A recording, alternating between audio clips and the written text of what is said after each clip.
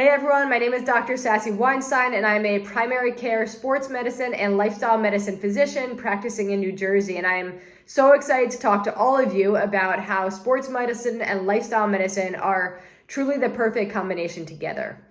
In my talk, I will dive into how injury, recovery, performance are so critically tied to the pillars of lifestyle medicine, including exercise, nutrition, sleep, and stress, and whether or not you are dealing with a high-level athlete, a weekend warrior, or just somebody who wants to move without pain, you really cannot separate the musculoskeletal system from the lifestyle factors that affect healing.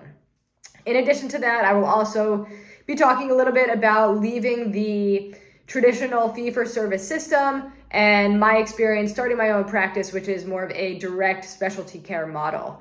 I will talk about my challenges that I have faced along the way and continue to face, the benefits, but how really coming into this kind of model has allowed me to gain back the autonomy and really come back to my why I went into medicine in the first place. So really excited to be chatting with all of you. We're happy to answer any questions, and I will see you out there.